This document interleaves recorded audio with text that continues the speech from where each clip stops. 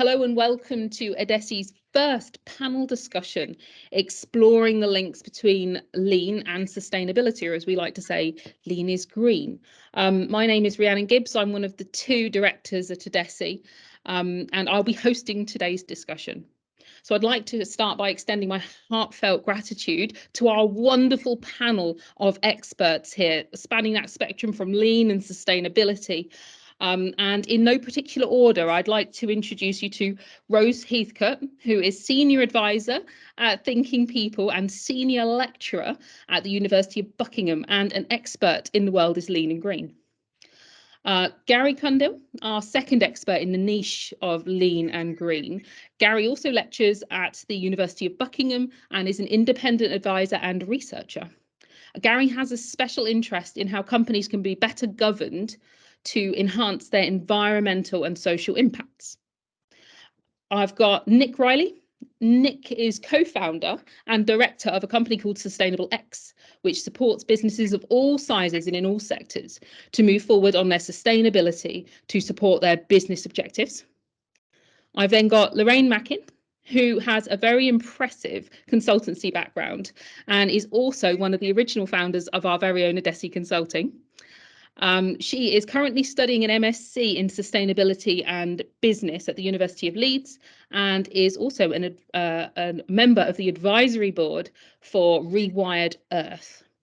And then last but not least, we've got Gurdeep Gahir, also known to everybody as G. G is the other director of Edesi Consulting. He is a lean expert with over 15 years experience of facilitating meaningful improvement in the public, not-for-profit and charity sectors. So now we've done those introductions, I'd like to launch straight into our main discussion point, which is about, well, it came about because organisations always seem to have sustainability plans that are very long term. So we've seen a lot of objectives that talk about achieving sustainability gains in 2030, even 2050. And we want to explore why organisations should act on sustainability now, but with a focus on what's in it for them. So why they should act on it now and what can be done, quickly. So Rose, can I put you on the spot and come to you first? Why don't organisations act quickly? What typically holds them up and what's in it for them to act now? Yeah, great. Thanks so much. And first of all, thank you very much for having me here today. This is my favorite topic to talk about. So I'm privileged to be amongst all of you today. Yeah, I mean, it's a great question. And perhaps there's a number of answers to this question. I'm sure everybody here will have their view. But if I come from a lean point of view, in lean, we talk a lot about problem awareness. And it's hard actually to solve problems until you know you have them. And it's even harder if you're not sure what to do about them or how much it's going to cost you.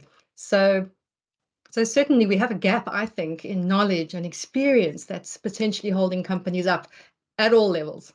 So on the upside, though, I think problem awareness around sustainability is growing and more people want to do something about it and actually have to do something about it, perhaps spurring them on to act, I suppose. For example, depending on the organization we're talking about, customers are becoming a lot more demanding. Communities are putting more pressure on. Employees, they don't just want to commit because you ask them to. They want to work for companies they can commit to. So this is quite relevant, and especially for the up-and-coming generation. So when I speak to students, and I speak to students quite a lot, and yesterday I was at a school actually, they ask fab questions, and they'll ask questions like, how does this company measure their emissions?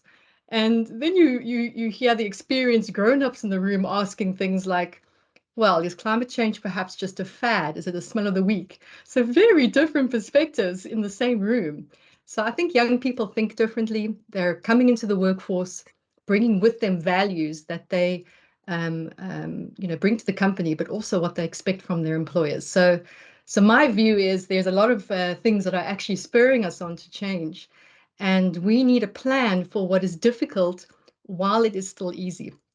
Now, I wish I could say that these are my own words. No, it's actually from the book, The Art of War by Sun Tzu. And I'm not saying any of this is easy, actually. but it's easier to do so in a voluntary, sort of more proactive environment before laws and physical conditions force our hands to do something. Before, as I like to say in the commercial world, before it becomes our license to operate. So on a more practical note, when you reduce waste in your processes, you reduce impact. So if you're already thinking lean, keep doing this, because when you overorder consumables, you're causing inventory waste, which triggers more transport, more emissions. When you move people and things around, you're creating emissions. When you expand your operations without first taking out the waste or reducing the rework, you're probably buying unnecessary capacity. This could be a new building with all the green waste that comes with that. So waste reduction comes with cost savings. So I think to act quickly, we need to educate ourselves on what can be done. We need to act proactively before it gets harder. And we need to act to meet the expectations of all stakeholders and benefits from those cost savings. That's my view. Thank you. I love that. Thank you, Rose. It's interesting because we have a member of staff, probably our youngest member of staff, who's very interested in environmental, causes and conservation and things like that. He's actively told us that that's what he wants to do ultimately. So I think by focusing a lot more on the lean is green, it's, appealing a lot more to him and, his demographic and our future consultants as well. But I think the what's in it for you, I think focusing on the cost thing will appeal to people across the board. Really interesting. Thank you so much. And Lorraine, you were nodding away there at all those points. Can I get you to jump in at this point? Yeah, I mean, first of all, I agree with all of Rose's points, but particularly the issue around raising awareness. If we just took climate change, which of course is only one part of sustainability, it's far broader than that. But if we just took the climate angle, I don't meet many people now who still argue there's no such thing as climate change. Or so I think we've got over that curve, but I think a lot of people still see climate change as something that's quite far off or will impact other countries. Not that that would be right anyway. But if you boil it down in terms of some of the awareness, I think we've got to get much better at actually sharing and having an honest conversation about the impact that is going to be felt in the UK. We've seen at the moment, I think we've got half of Somerset under floods.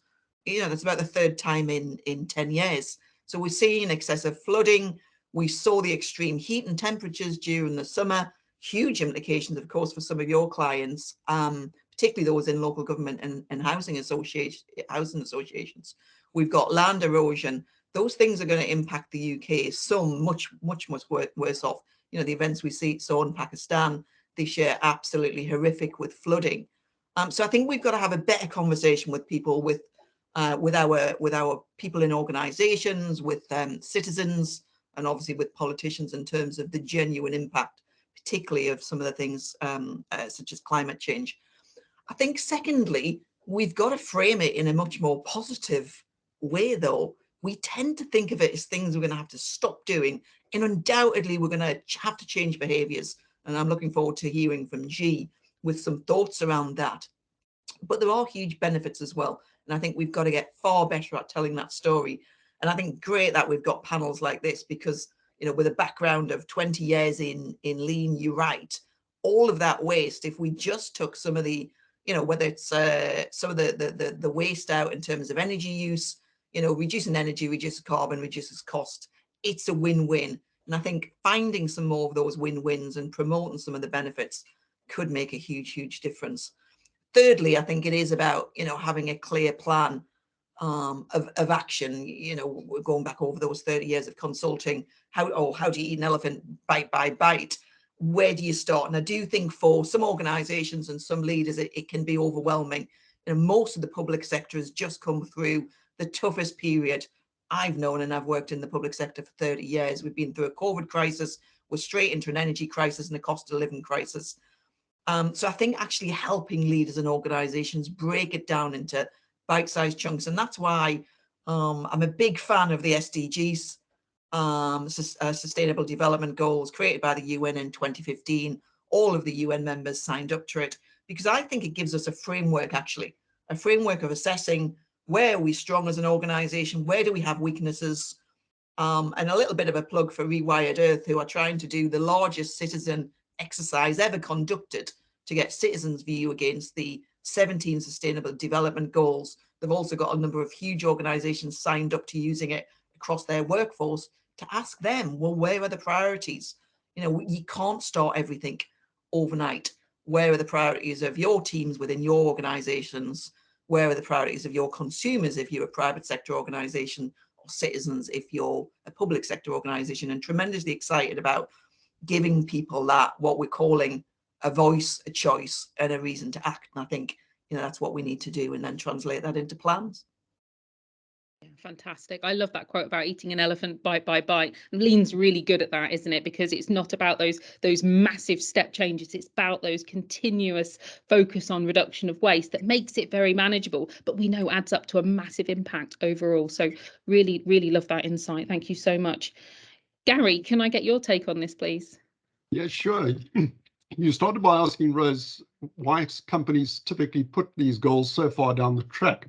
And I think it's really important to understand that. And the short answer to that, and I spent many years in corporate life, so I have fairly strong views as to why companies do that, because I was involved in it. And the short answer is, until recently, because we could do that in both government and in corporate life. Ask any solid politician and how to set a goal, and if as long as they put it beyond their term of office, they'll set you any goal that they want, that you know, anything your heart desires on that, because they know they can't be held accountable for that. And with management, senior management turnover in all kinds of organizations being what it frequently is, it's nice to be able to push a sustainability related goal down the track, and knowing that even if it does start getting a little bit too close, you often can kick that can a little bit further down the road again. But that's until fairly recently, and some things have changed fairly recently. And I suspect Lorraine's going to talk a bit to this area as well, and that is around regulation. So, for instance, in Germany, a few things have just caught up with a whole bunch of companies as of 1st of January with the level of transparency that is now required in their supply chain.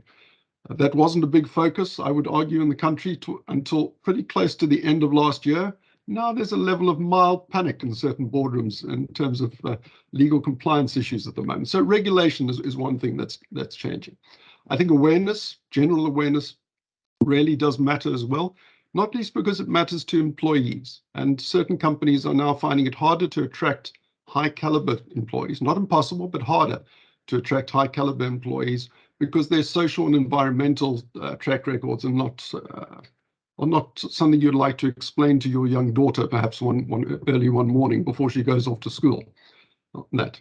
And the third issue, I think, is societal expectations. 10 years ago, you expected a mining company to be a pretty rough and tumble, high negative impact company. You expected a chemical company to frequently do not very good things. That level of expectation has changed, and now just the level of acceptability of negative impacts has, I think, dramatically dropped, not particularly in the Western world, but not just in the Western world as well. We're seeing areas like Southeast Asia that are becoming increasingly aware of that. So the awareness of society and the pressures that society is bringing to bear on companies is changing. But why typically have companies set those long-term goals? Because they could. And I think now the rules are changing. And so that's one reason. Rose and Lorraine have given other reasons already as to why business and NGOs should set shorter term goals for sustainability. That one reason why they should is the game has changed now. I love that. And the sectors that we work in, you know, the social housing, the local authorities are really impacted by those political decisions. And you're right, you know, we can make all these promises and kick them down the road. And yeah, I think we've got a lot to thank Germany for that shock factor, plus all the disruption in politics this year. We never know what's coming, do we? You know, who's going to be Prime Minister next week? You know, it's anyone's guess. So yeah, that shock factor will definitely keep people on their toes. So yeah, really, really love that. Thank you, Gary. So Nick, in your experience in sustainability consulting in companies, what can organizations do now that is sort of easy and impactful? So it depends on the organization is the nasty answer, because for different people, their impacts are significantly different. So a social housing provider is very different from an accountant in terms of the inputs and outputs. So the biggest thing to start with is to really engage their employees and wider stakeholders, but the employees in particular, to really understand what sustainability is, and then work with them to identify what their biggest impacts are. And once they identify the big impact areas, it's then around starting to measure and actually putting measurements in place so they can benchmark their performance against that. When they know where they are, then they can start setting targets. So things like recycling are very in vogue and employees get very engaged about it, but that might not be the big impact of that organization. So you want to really focus the effort where you're going to get a big return. And ideally, there will be some things everybody can do that's going to have a financial impact, it's going to have a social impact, it's going to have an environmental impact. So prioritizing those, getting a measurement on board, get a target out there, and then you're off and running. And then it's being brave. And you may well have a long-term target, 2030, 2050, but it's being transparent about how you're progressing against that and putting it out there. And when you start putting it out to the big bad world, you feel obliged to make progress. And when people are transparent, they do make progress. They're almost embarrassed every year if the number hasn't gone in the direction they want it to go. And that's really positive. So if they can go through that process, it's good. But then on specifics, sustainability is so broad.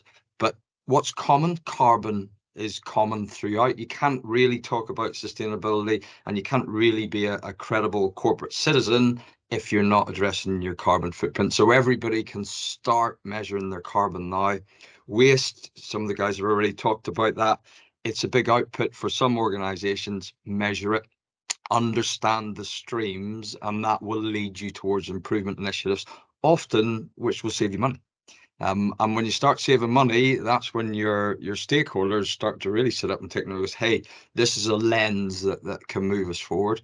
But some of your customers, again, we use the Sustainable Development Goals, as Lorraine already touched on. That's a really great framework. So social housing providers, I mean, providing safe, affordable housing helps contribute to a number of goals already. So some of the organizations are already doing things through their core purpose, and they can then build on that and enhance it. So things like providing employment, enabling people to get employment, providing training to encourage people to get employment, that can be a big impact area for many people. So it really is understanding the overall framework. And if you can engage your people to choose those priority areas and then set yourselves targets, things happen really quickly and organizations are surprised at how quickly they can progress. That's a fabulous answer. Thank you so much. And this theme of awareness is really coming through in everybody's answers. But I particularly love that you've touched on measurement, because anybody listening to this that knows us will know that we are very fond of merciless measurement, lots of measurement.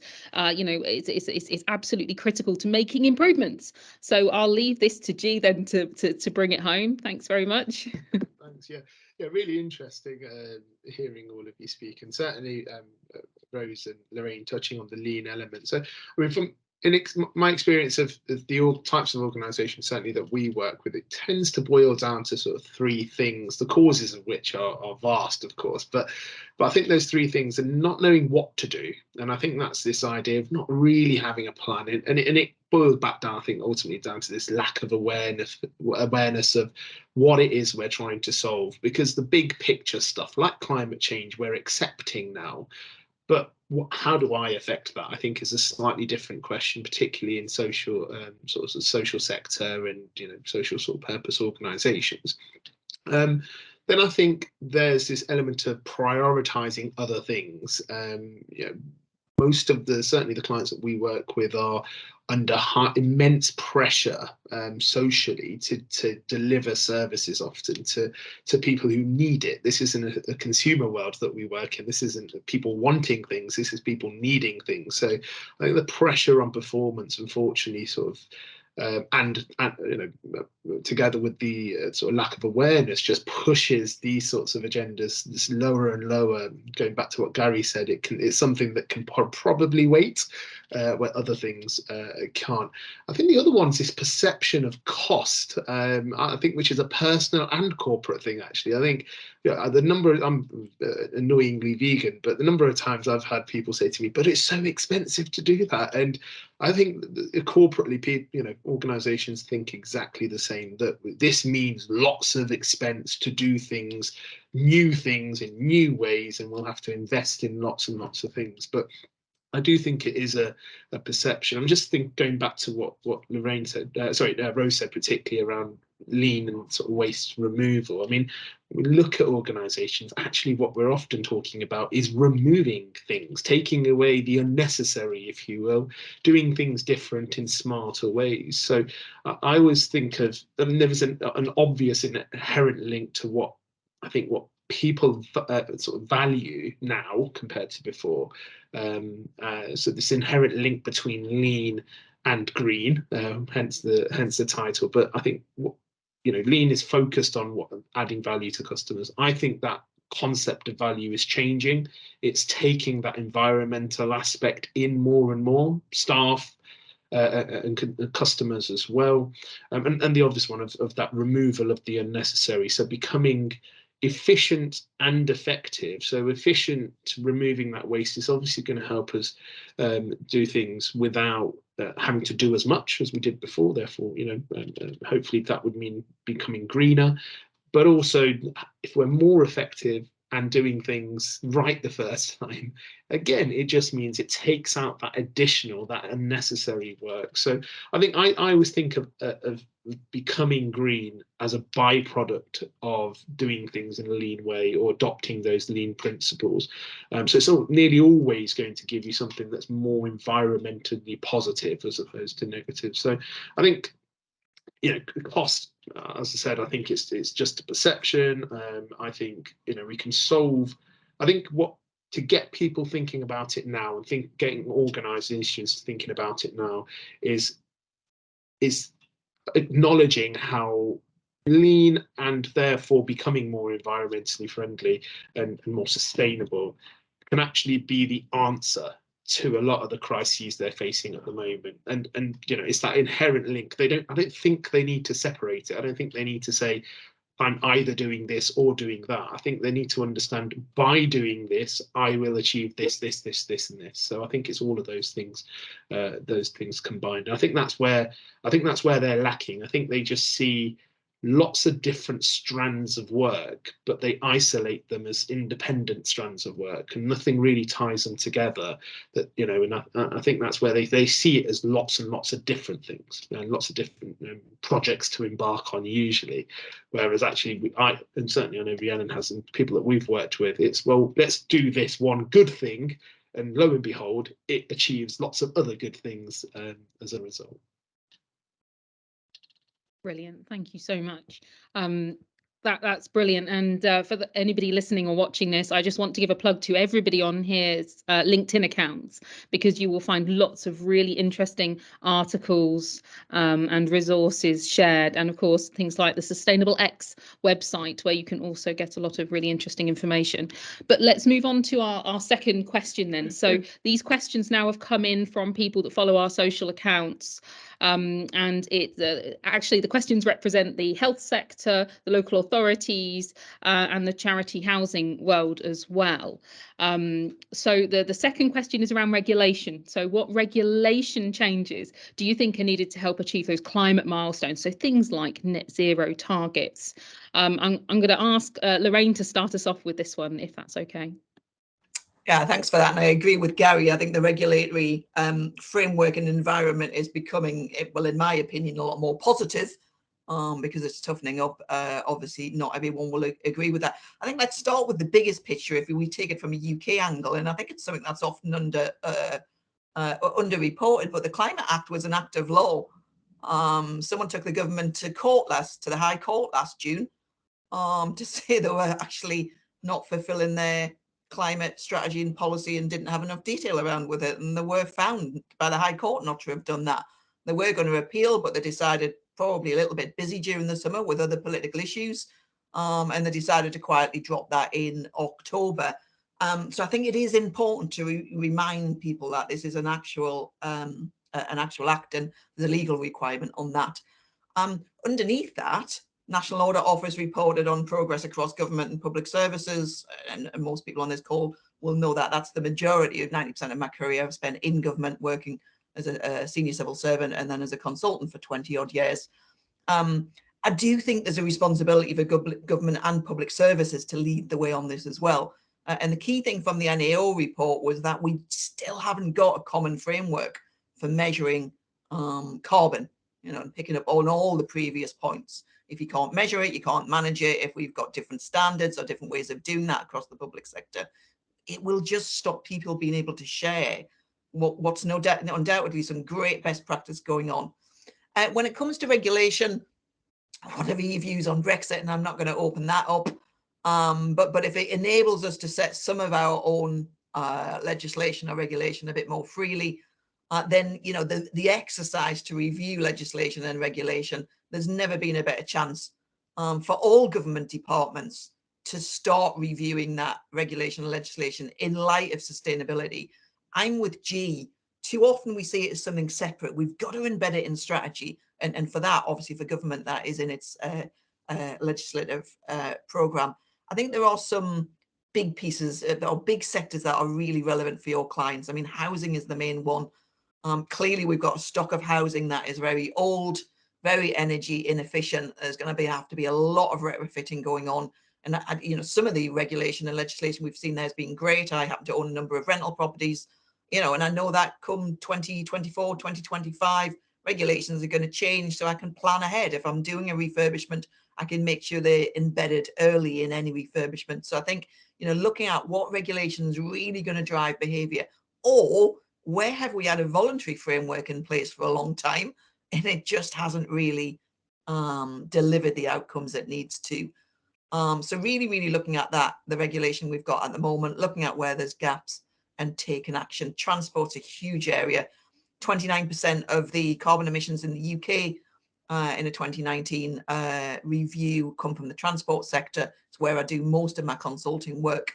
And it takes me back to my lean days. All movement is waste, unless it adds enough value. And obviously sometimes we need to move and sometimes we need to move goods. But challenging, how are we actually doing that? Is it the lowest carbon way we're actually doing that? I've committed to going to Leeds University all year by train, which has been an interesting thing to do in the middle of a national rail strike. But I know the difference in carbon is significant rather than getting even an electric vehicle. So, I think there's the regulation, but I also think there's given all of us data to make individual choices about what we want to do. Chris Skidmore, I think, has published a report today, which I think I'm going to have a look at over the weekend. He's concluded, and he's the Tory MP that signed it into law. He's concluded the government aren't going fast enough on that particular issue. He's come up with some regulatory changes that one of them is to actually change the planning processes and situation around solar panels. I didn't even know there were any planning issues around solar panels. So, there's probably some low-hanging fruit that if we could move forward in those areas, particularly where, using the 80-20 rule, it'll take an awful lot of carbon out of the environment. Some of them are absolute no-brainers that we just need to get on with. Love it. So an element there of walk the talk, not just putting new regulation in place, but acting on the things we've got. And yeah, hopefully there's some low-hanging fruit there. Love that. Thank you so much. Brilliant. Who was I going to next? Nick, do you want to give us your thoughts on this? Yeah, so well, Lorraine had a very comprehensive answer there. So I'll be relatively brief.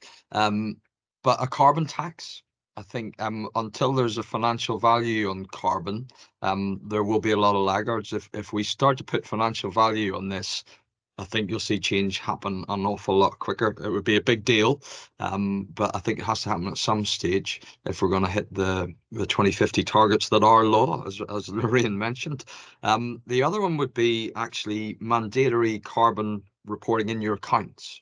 So at the minute, if you're a certain size of business, you have to do that.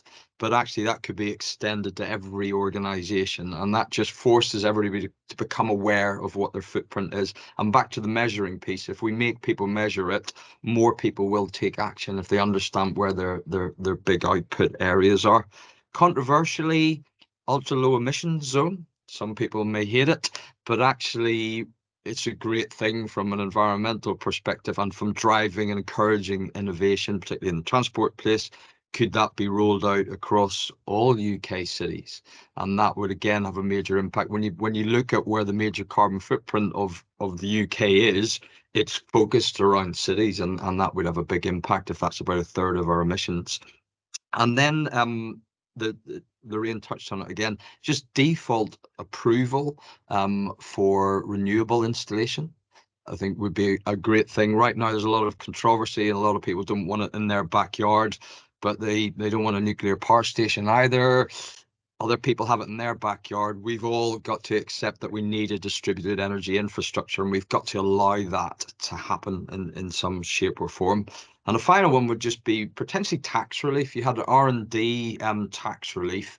Why couldn't there be tax relief for carbon reduction programs and initiatives and that capital investment piece? Fantastic, a really good mix there of sort of carrot and stick, regulations. I love that balance. That's a really great answer. Thank you, Nick. Brilliant. Gary, you've already touched on this, but would you like to expand on your answers? Perhaps a couple of general, broader comments, because there's some really nice ideas that are coming forward. I think regulation is absolutely crucial, but it's also contentious, because if you go to any business or any not-for-profit and say, would you like government to legislate more about what you're doing, the knee-jerk and obvious answer is, please no, to lift your hand rather than apply more legislation or regulation.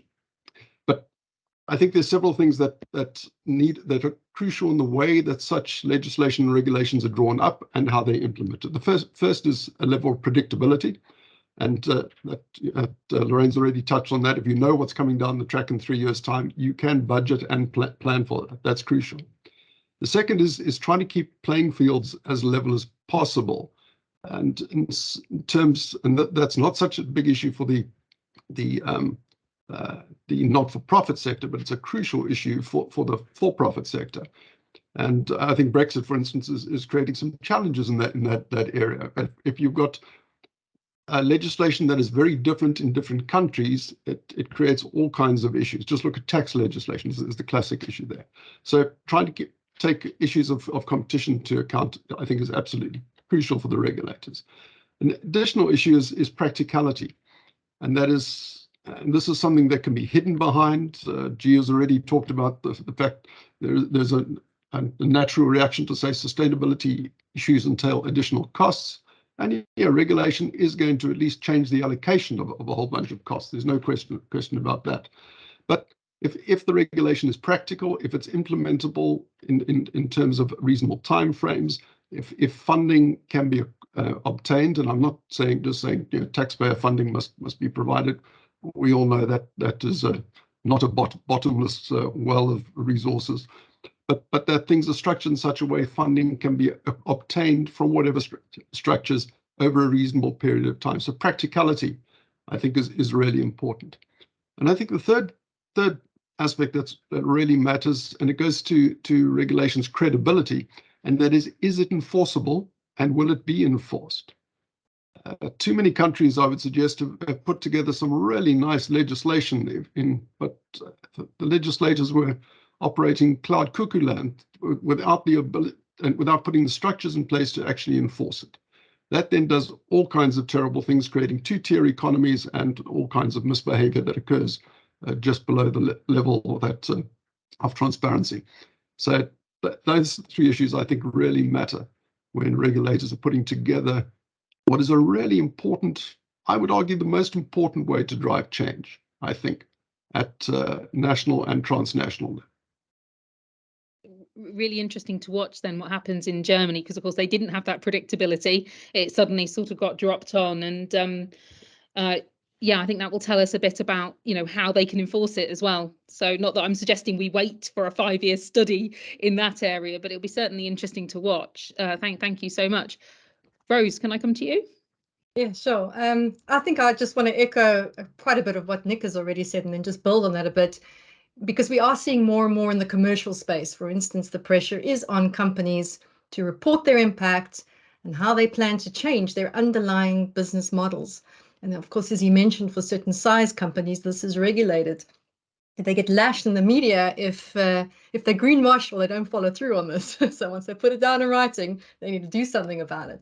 Perhaps less so for charities, not for profits. But when they reduce waste and associated emissions, there's a much better use of resources. And this is often a legal requirement and a duty, if you like, of the directors. So I think organizations like this should have to report their impact and that of their supply chains. So they're still tapping into commercial supply chains. So the not-for-profits are buying from the for-profits. So I think that view is still important. And in that view, they need to show how they plan to change their own operating models and can be expected to show progress to this. But as Nick suggests, they're going to need support with that. They can't just be left to make it happen. So the kind of stuff, what could they report on? Well, I think going back to the net zero targets, the current state of their emissions is a good place to start. And then they could perhaps start to, show plans for how they could source from more responsible supply chains, sourcing more responsible materials, construction materials, reducing their food waste, keeping things in use for longer. Things like putting back biodiversity that perhaps has been taken with progress, reducing their emissions, and then reducing pollution, those types of things. So I think we have an opportunity here to encourage them, perhaps voluntarily initially, to report on it. But I think from a regulation point of view, this would be a good space to go. Could I just build on a point there, Rose? Because I thought you made a great, and it's a particular passion of mine at the moment when you touched on supply chain. Undoubtedly, the private sector have got a huge role to play in this.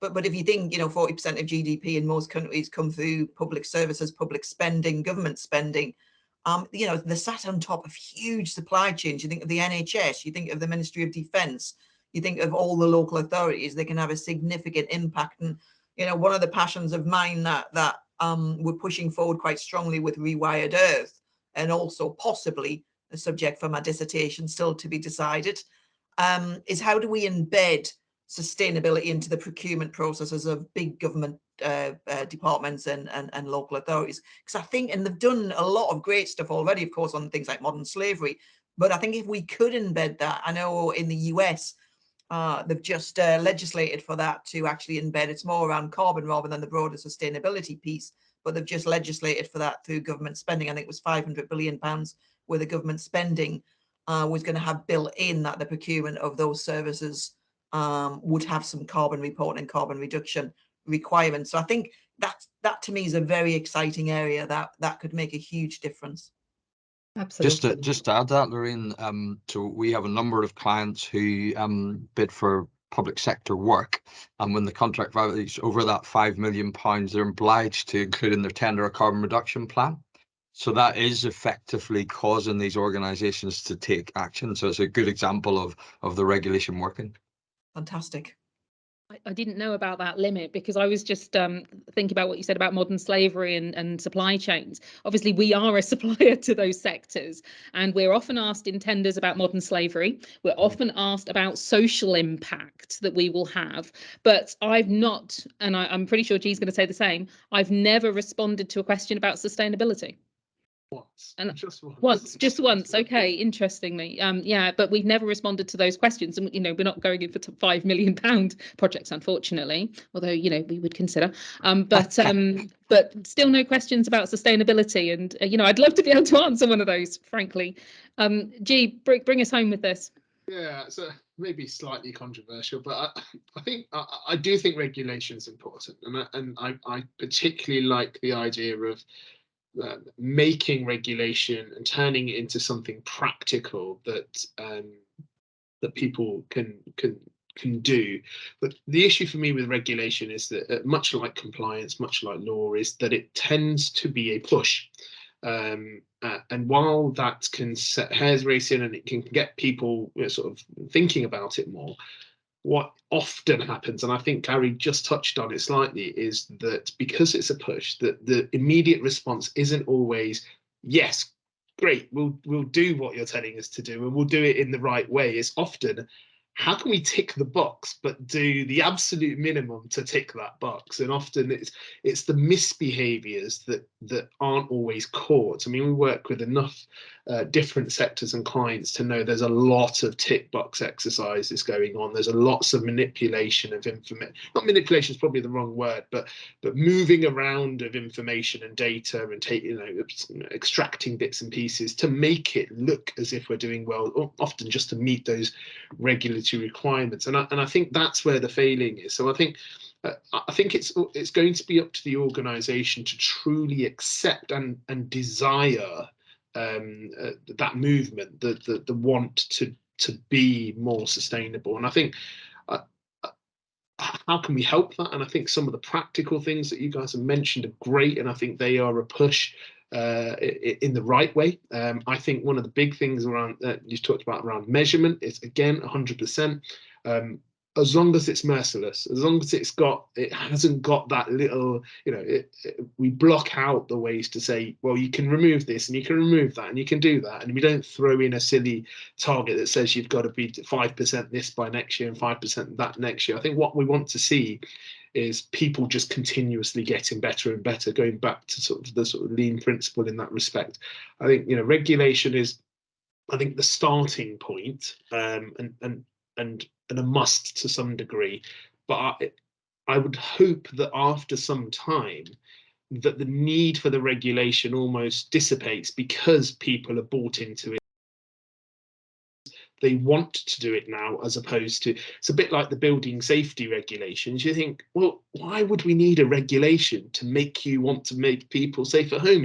It sounds absolutely mad. You should want to do that anyway. And if there are better ways, and if there are ways of making people more safe, you shouldn't need a regulation to tell you to do that. So I think it just goes back to some of the awareness things that were mentioned in the previous question. People just don't really know what the causes are, and certainly don't understand the impact they have. I think that would be one of the first questions Rhiannon and I would have is, well, we're relatively good, but what impact do we have? And so I think that's where regulation has a really, really important role to play.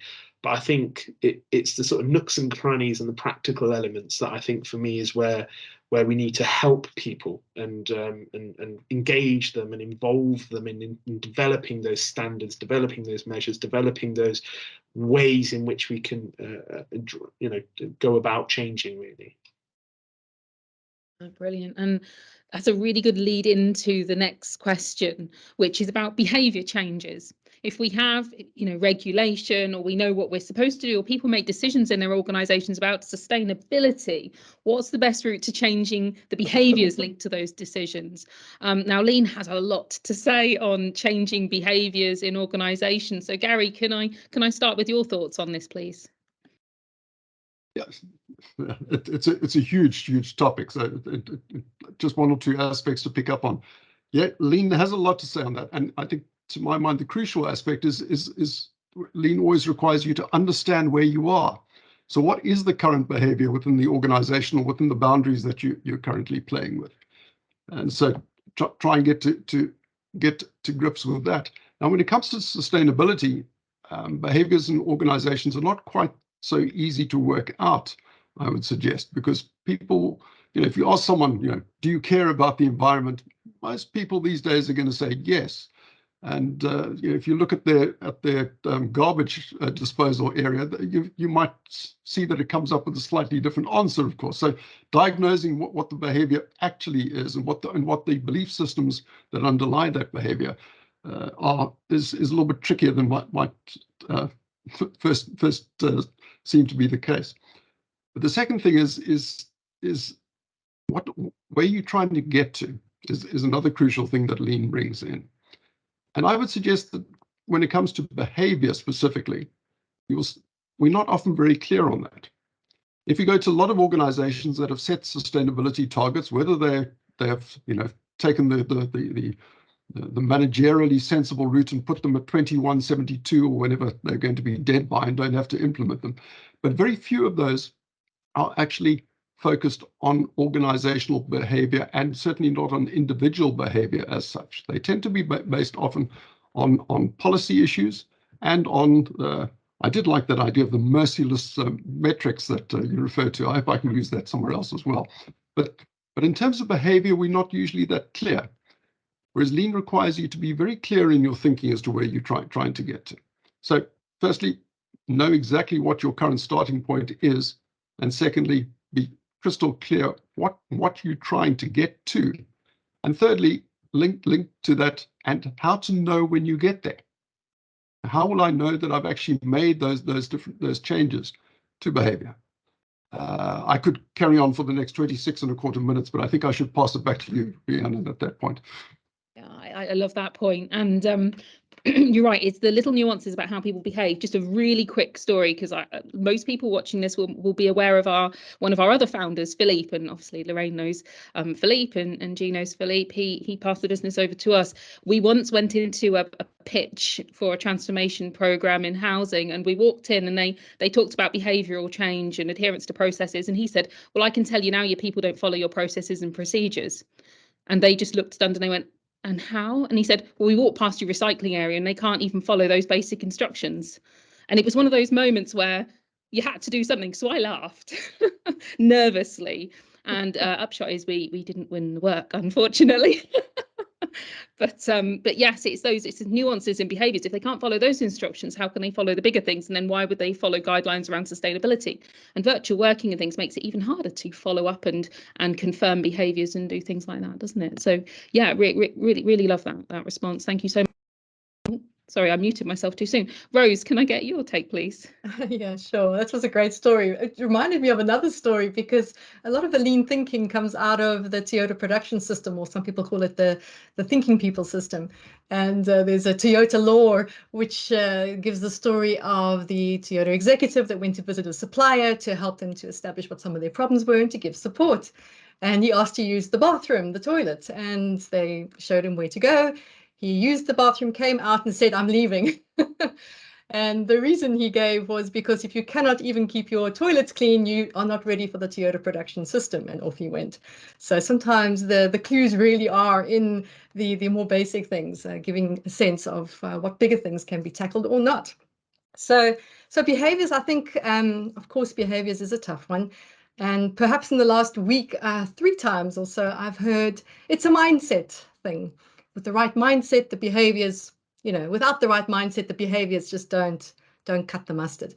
So some of us are set in our thought patterns, and unfortunately, this does come with experience. As we get older, we could find ourselves in a comfort zone, a zone of complacency. And in order to move out of the zone, and you can become a bit uncomfortable, where new behaviors can actually almost make you shift in your chair. So new behaviors are both challenging and rewarding as you shift towards a growth mindset. So to help get this started and to encourage new behaviors, we have to encourage new habits. And this undoubtedly begins with the leader. So the leader sets the scene. If the leader wastes or doesn't care for sustainability, the employees won't care either. If the leader visits the Gemba, the real place where the work gets done, to understand the real issues from the real people, then this behavior shows that this leader cares and is willing to understand. If the leader gives sustainability equal priority to other goals, if I just build on G's comments earlier, and equal priority with other KPIs, so will the employees. If leaders' compensation packages are linked to this performance, that will help to drive new behaviors. So new habits bring new behaviors, which bring a new culture. And in my view, culture is the sum of the individual habits in the organization. And if I can quote the 13th century Persian poet Rumi, whose work I love, yesterday I was clever, so I wanted to change the world, but today I'm wise, so I'm changing myself. So this is almost an appeal, if you like, to leaders to change their behaviors to what they would wish to see in others. And from a lean point of view, these could be behaviors and habits like, going to visit the Gemba, going to ask good questions, showing curiosity, using scientific thinking, using critical thinking and problem solving. So These are the types of things you'd like to see habitually happening, which will drive different behaviors also. Thanks. I love that. And transparency. If you have transparent leaders, your staff will be transparent in what they do. My favorite leadership quote is that culture is the shadow of the leadership. I think that's just so important, right? Do as I do, not do as I say, has such an impact when we're trying to change behaviour. So I love that. Thank you so much. Lorraine, somebody else with a lot of lean expertise, can I get you to come in as well? Absolutely. I mean, I think the first thing to say is I genuinely believe climate change and the broader sustainability goals are the biggest change program humanity's ever undertaken, and certainly most organizations completely agree with Rose. I think it starts with the top, and I think that role modeling is incredibly important. But I mean, if we strip it back to those core lean principles, I remember learning to see. I remember when I first read that book, Learning to See, and I remember when Philippe, who I've had many a hilarious pitch with, was training me in lean and the lean techniques. This is going back nearly 25 years now, and going through the sort of Learning to See. And that's the way I actually see sustainability, and in particular climate change and carbonization. If you can't see where processes, ways of behaving, ways of acting on those things are actually generating adverse impact, it's very, very difficult to get a workforce of 100, 1,000, 10,000 people to actually change. And that's why I think lean is so well suited, because lean at its heart is a massive culture change program. It's a massive awareness program in terms of the approaches you can take, but it's a massive culture change program. And I think if you can bring those two things together in a really cohesive way, it's got to be top down and bottom up. Again, it can't just be a top down initiative, got to be bottom up. An awful lot of the waste will be driven by those hundreds of small processes day to day that probably people just don't think through, that will be driving waste, including waste and carbon that's unseen. So I think starting with some of those principles is a really, really good way to go. And as G said, don't see them as two different things. Don't have a sustainability program here and a lean or transformation program there and a strategy that sort of floats around the top. You've got to integrate those things together. Absolutely. Integrated, changing the things you do every day. Sometimes just not labeling it as a program can be massive in terms of getting people to change their behaviours, right? And Nick, you've seen this across so many different sectors. You work with hundreds of different organisations. What do you think is key to changing behaviour around sustainability?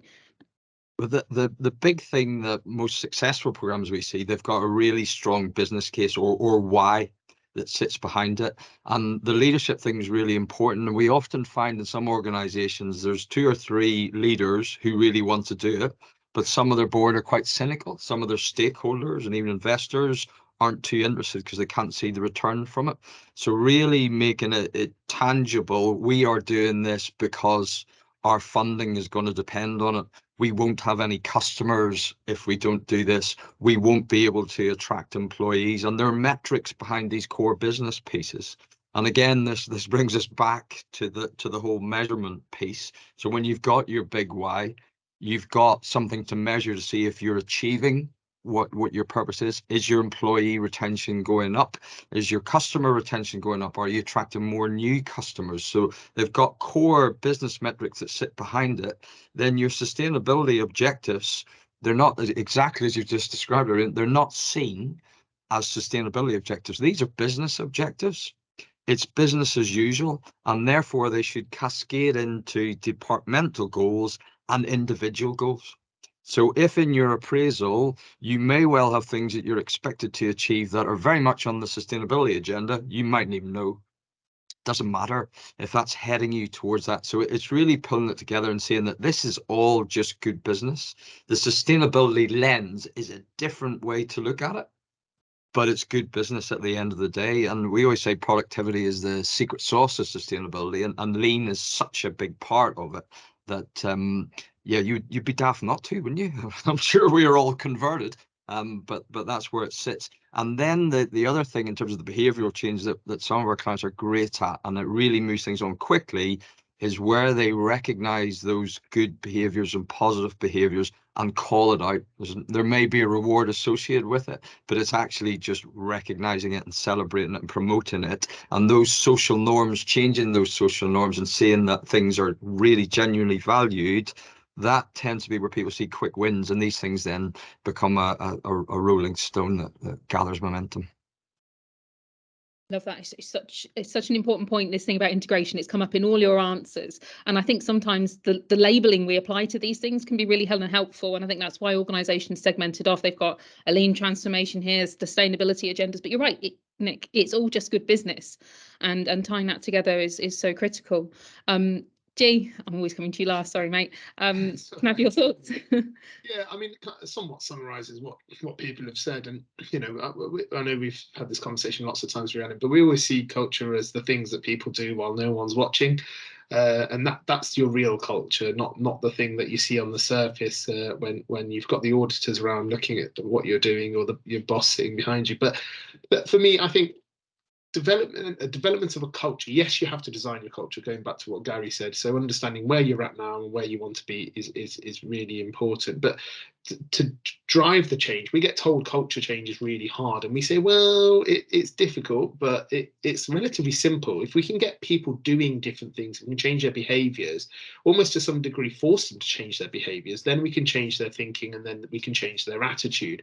But it's not until they change their attitude that they've got the aha moment that I'm hoping all of us have already had. But we do want to work our way up there. We've just got to sort of tackle it backwards. Let's not try and force them into like believing something and then changing their thinking and then changing their behaviors.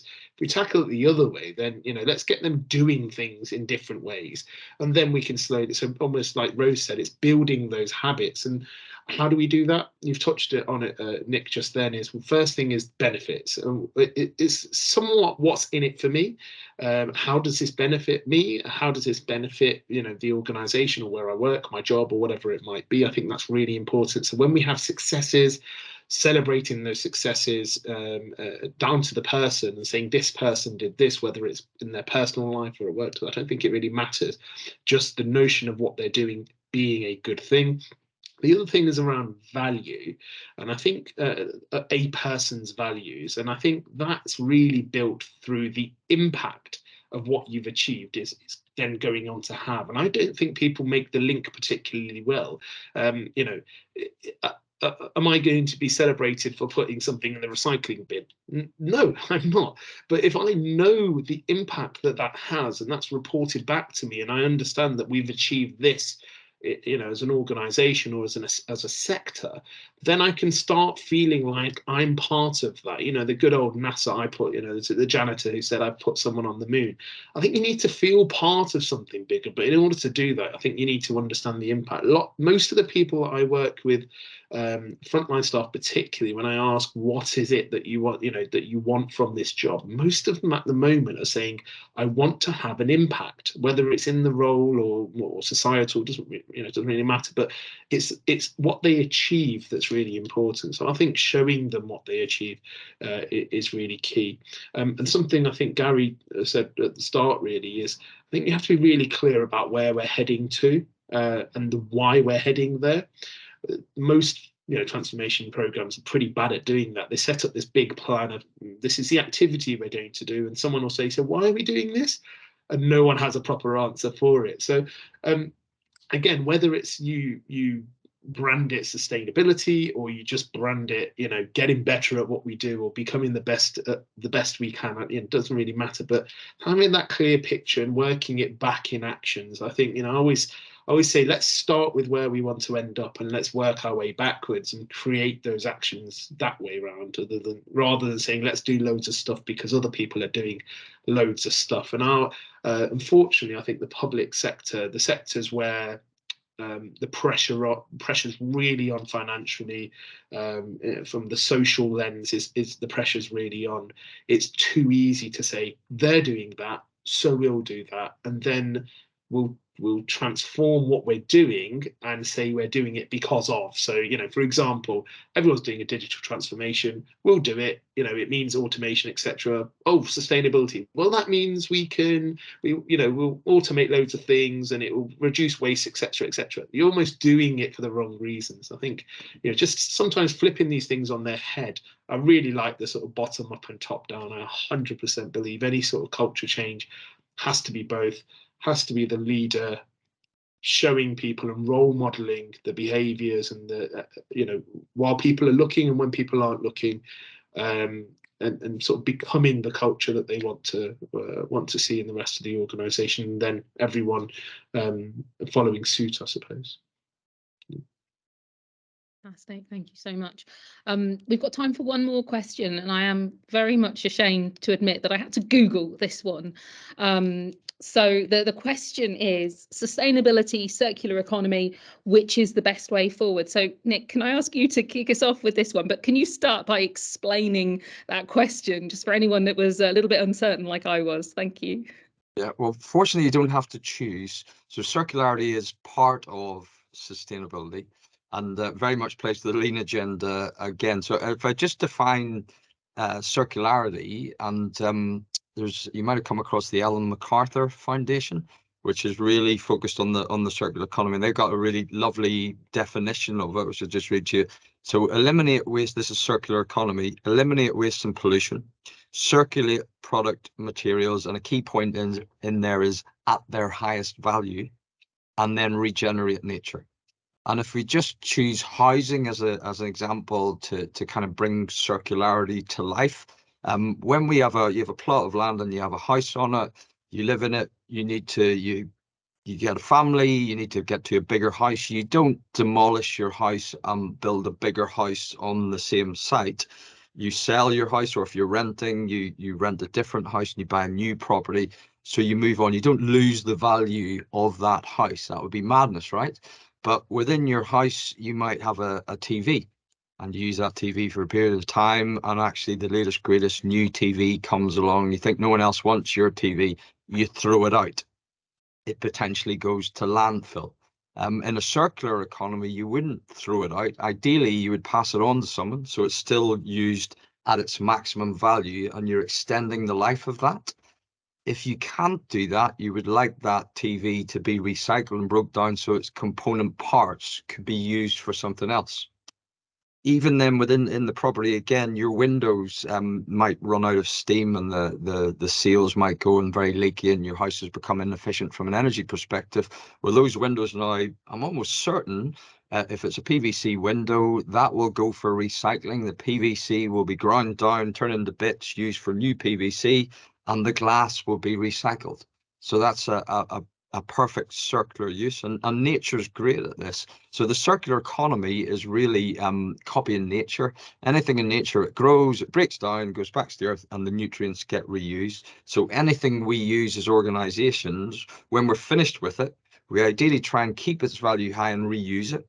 If we can't reuse it, we then send it to be broken down into its component parts. And you'll have some organic things. You'd want those to be biodegradable so they don't actually pollute the environment. And anything that's not organic, you want it to be recycled, and ideally with as little energy and transport as possible. Sustainability, you step back from that and you start with some bigger questions.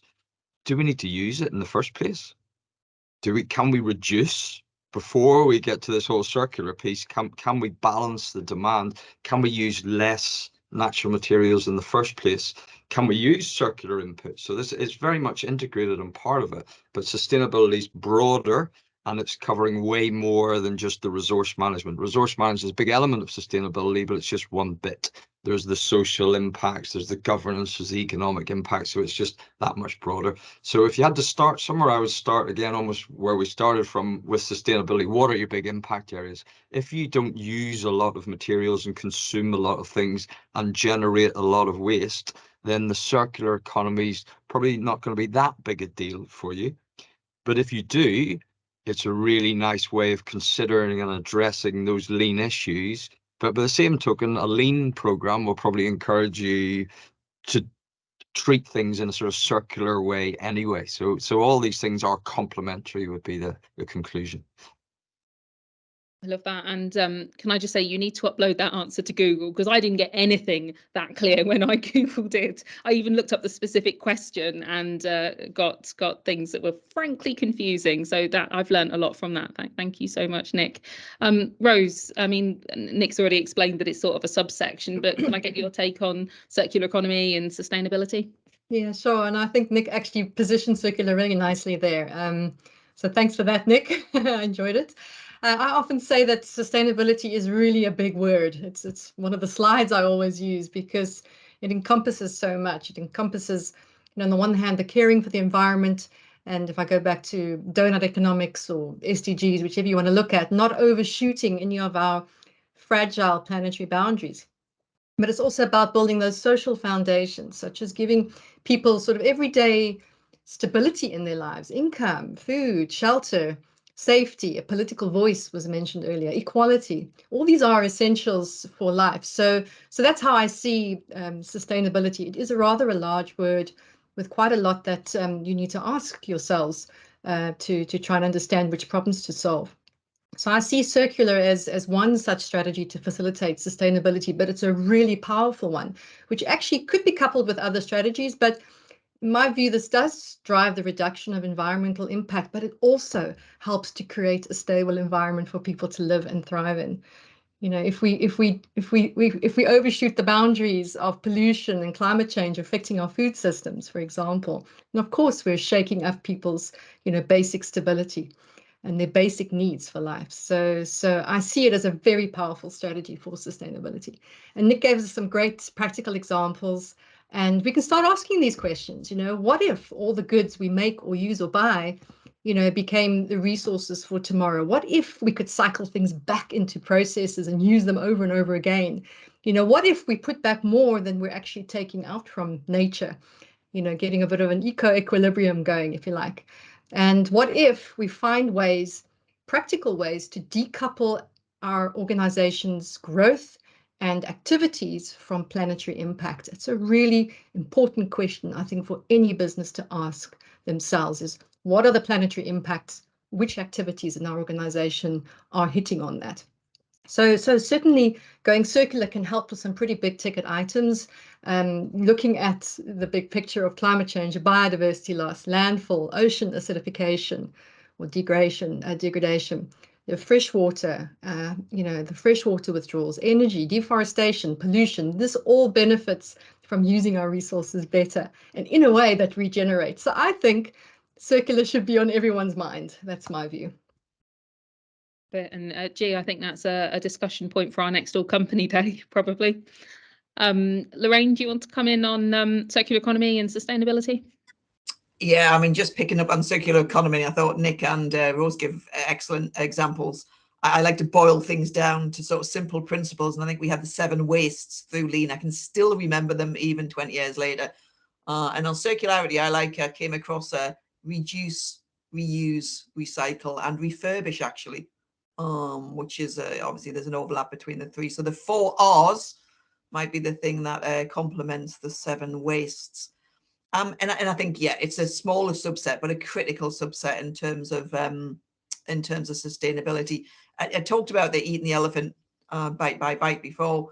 The Sustainable Development Goals, as probably Rose picked up on, takes it from a number of angles, obviously the planetary side of it, but also the people side of it.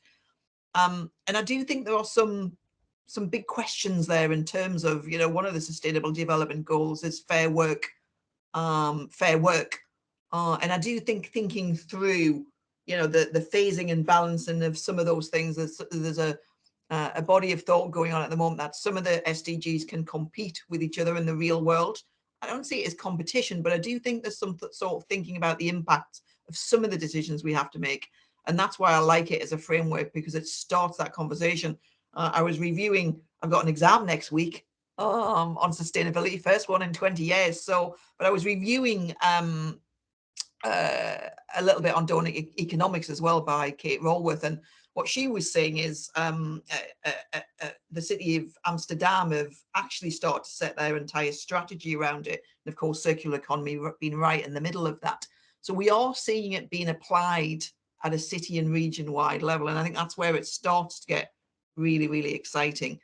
But trying to piece that transformation strategy together, every organization is going to have a slightly different path to it, which sounds like a push for more consulting, and that's genuinely not what I'm doing. And obviously, Adesi, brilliant within that. But every organization is different, you know, breaking it down to the impact they're having and what's the right route for you. And also just looking at taking one decision will have an impact on others, such as fair work. So just looking at the big picture, and I think the SDGs really help you do that. It's a really interesting point you made at the start as well about the 3 R's, although I think there are perhaps 6 R's the last time I looked at the model. I can't remember what the other ones were, but yeah, the classic reduce, reuse, recycle being the strategy to tackle the 7 wastes. I think I'm doing a bathroom challenge for sustainability at the moment, and every time I look at some waste I've got, I'm like, right, can I actually not use it? Okay, then can I recycle it more, or can I use less of it? It's it's an interesting exercise. Sorry, who haven't I come to on this? Gary? Thoughts? Sure. Yeah.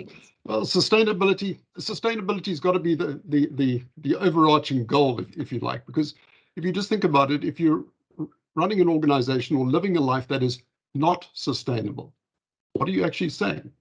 That what you're doing cannot continue for the long term. What you're doing is bad for the planet, bad for the people, probably bad for the economy ultimately as well. So sustainability has got to be the goal. But because it's got to be the goal, it's such an overarching thing that it can be unhelpfully broad. And we've seen that, and it gives the spin doctors such an easy task in both political, social, and economic business life as well, that you can put just about everything under sustainability. And so that's why I think concepts such as the circular economy are so powerful, because they make things a lot more concrete. It's also why lean, I believe, is so powerful, because it is practical. I mean, lean, as we know, is a way of thinking, but it comes out in practical actions, and it has practical impact.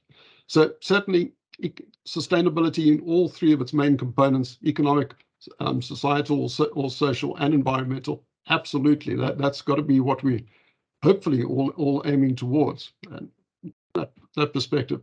But then something like the circular economy, where in many ways it's not the same thing as biomimicry, but as Nick hinted at, we are in a way, just looking back to how's the Earth actually been sustainable for however many billion years it's been around, and that is things get repurposed, things get reused, things don't just get ejected from the world and thrown away. So yeah, circular economy, I think, is a wonderful conceptual framework that can be applied in so many different contexts, and in terms of stretching our thinking. Because as one of us was saying a little bit earlier, after a couple of years on the road, you do tend to start to think in one particular way. And being forced to think in a different framework, I think, is helpful for all of us. Lean does that for us, and so does the idea of the circular economy. Love it. So making something that's really quite broad and sometimes overwhelming, which is sustainability, very practical, and easy for people to adopt. That's brilliant. G, do you want to sum up this last point for me? Yeah, I mean, not much more to add, really. I think, completely. I think the idea of sustainability and how big it is overwhelming. I think there's so many facets to it. So many things can come under the umbrella of that. I completely agree. I agree with Gary completely that I think the circular economy, the idea of that as a concept, is great. It makes it practical. I just think through particularly some of the organizations that we work with, the benefits and almost immediate benefits of repurposing or multi-use of certain things, even the social element of some of our clients give away some of their old equipment to people who are students, etc., who might need laptops, that sort of thing, pushes it back into using it while it's it's usable. And I think all of those things have immediate benefits. So it's hard to think why you wouldn't do it. I think the bit that's probably missing is the design element, the rethinking, and the design elements a little bit slow to catch on. I think the real practical elements of getting it done are starting to happen, but they're probably quite small scale, particularly in I think some of the sectors that we're in. I think that there needs to be more of a drive when it comes to the circular economy around that front end of rethinking how, and then redesigning in the initial phase, how can we make sure that whatever it is that we're designing continues to be useful for as long as possible. And we see that in properties particularly. You think some of the early work in designing properties around energy efficiency. Well, that's great, but the usability of the product actually starts to decrease much quicker than other properties. So you're thinking, well, in the space where we might have had one, we're often having to build 2 or 1.5. Now, is that good or bad? Well, chances are actually in the grand scheme of things, it's probably a bad thing. So I think that's where we're failing. We're starting to think not enough of the bigger picture and the longer term. I know we've been talking about getting started now, but I think the decisions we make now will have a huge impact in the future. We hear that every day. I think we need to just we do need to think a little bit more about how we can embed that circular economy into everything that we're doing from scratch, as opposed to sort of the having it as an afterthought, saying, oh, we've got loads of stuff that we can reuse or repurpose. Great. I'm not saying get rid of that. I'm just saying let's go back a step and say, how can we make it last longer, and who else might get use out of this? What other uses might we get out of this? Even, I mean, we do it on a small scale, don't we, with the flipping items and turning all sorts of stuff, car engines into tables, etc. We do it on a small scale. But I'd like to see that on a large scale, really at that sort of area level, regional level, national level, international level. What might that look like? Yeah. Fantastic. Thank you.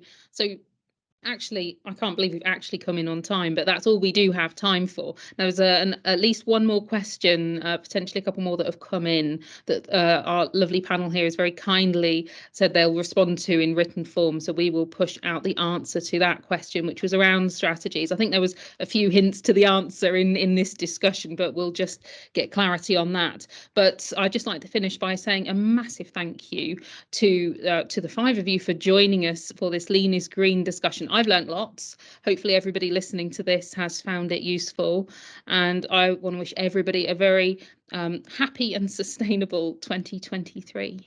Thank you.